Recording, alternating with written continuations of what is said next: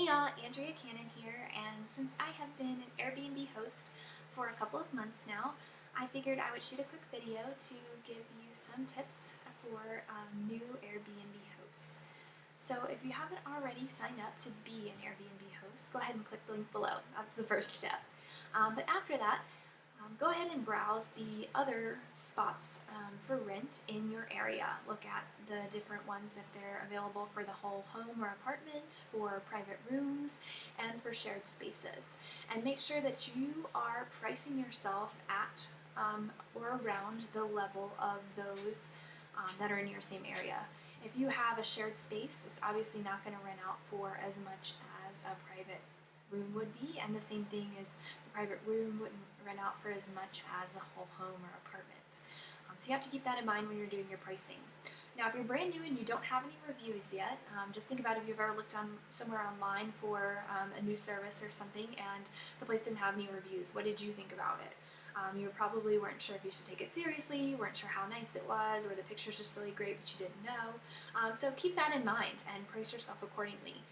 We dropped our price $10 a night for the first several people to sign up, just so that we would feel they would feel more comfortable, booking with us, because they would at least be getting a good deal, even if it was terrible, and it's not. But even if it was.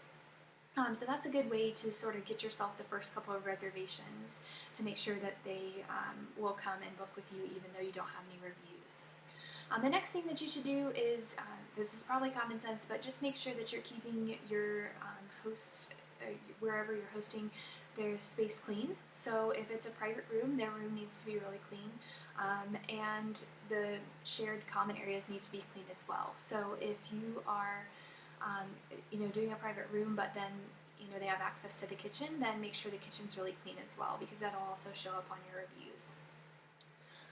Additionally, you want to make sure you communicate a lot with your confirmed and your prospective guests. So people will ask you questions about your listing, want to know more. You need to communicate back with them quickly.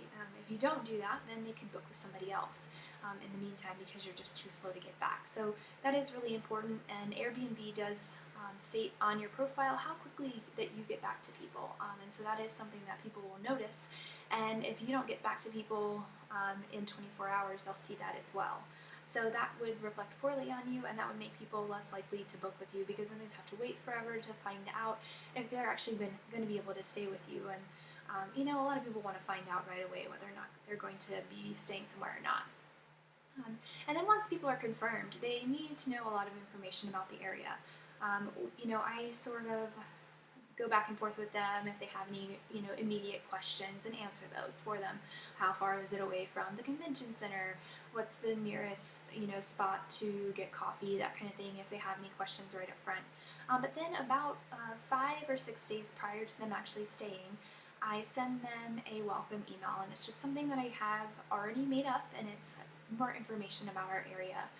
And so I have our address, our Wi-Fi, my phone number, my husband's phone number, all of that information in there, as well as some things to do in the city and things to do in the town and outside the town, just so that, if they're, I'm kind of covering all the different types of people that might be coming here. So I try to provide them that information ahead of time, so that they're not, wondering what are they getting themselves into. And then the last tip I'm going to share with you is to check your settings. So Airbnb has this thing on the settings about how quickly you want to turn over before your next guests come. So for us, this isn't our primary source of income, and it's more important to us that we have an enjoyable experience with Airbnb rather than make a ton of money. So we actually have 2 days in between each booking for us to sort of, change the sheets and wash the towels and make sure all the bathroom and everything's tidy, and that's just what works out best for us. But there's settings in there in Airbnb on their website. Make sure you've adjusted those. Make sure your calendar's accurate.